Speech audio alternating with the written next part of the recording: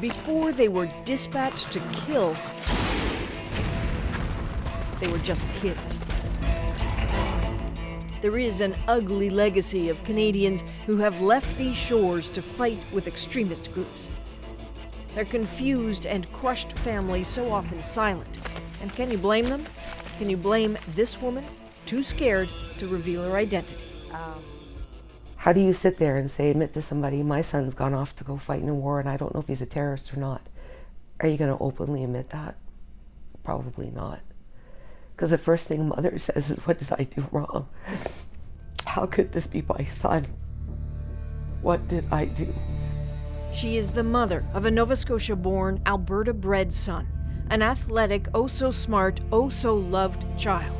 His teen years were hard, a suicide attempt, a bipolar diagnosis, isolation, and then apparent salvation. He converted to Islam and calmed down. She saw it when she used to drive him to prayers.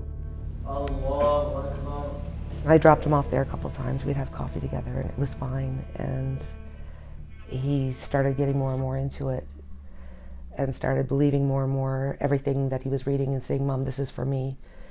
And because all of a sudden he wasn't talking about taking his life, he was actually starting to do things, talking about a future. I was happy for him. He'd found somewhere where he belonged. But happiness was fleeting. When nearly 20, he changed again, moved into a boarding house, became secretive, angry, political. There was never any sharing of his life. We were never allowed to come visit his place. He was teaching himself how to read Arabic, made new friends and new plans, eventually telling her he was leaving the country to become an imam. About November 12th, I think, was the day he left. At any point, did you feel like he was saying goodbye? No. Not until he called from the plane. I don't know if it's mother's intuition, but something in my gut told me something's wrong. And I started crying. And he asked me not to. That's when it just didn't feel right. It wasn't right. She found a box he'd left behind, a few cell phones, some Arabic notes, and all his bipolar meds. He texted her occasionally from overseas and only briefly. The last I heard from him was December 23rd.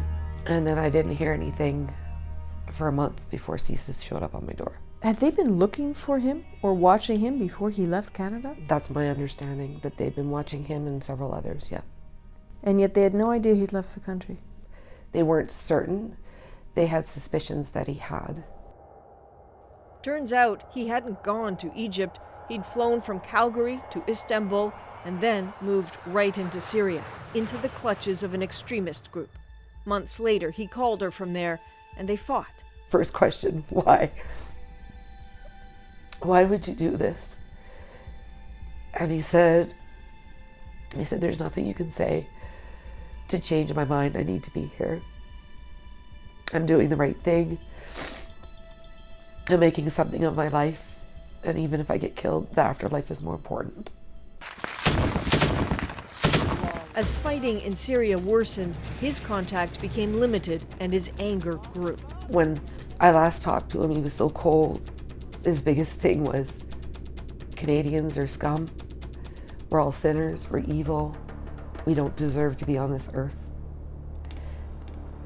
Where do you get that from? My son wasn't like that.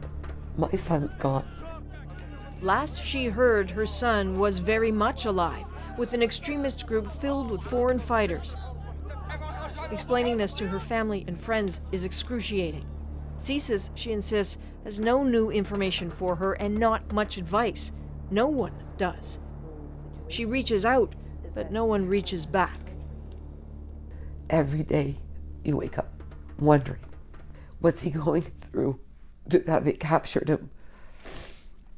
Is he one of those bodies they've got on TV wrapped up in sheets? How will I ever know? And you have the added complication of wondering if he's hurting someone. Yeah. Is he killing others?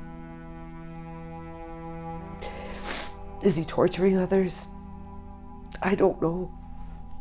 And what if he decides to get out? Is our family, are we at risk? Is somebody going to threaten us to keep him there? We don't know anything. We know nothing. They truly don't, and she may feel alone, but sadly, in Canada, she is not. Adrienne Arsenault, CBC News, Toronto.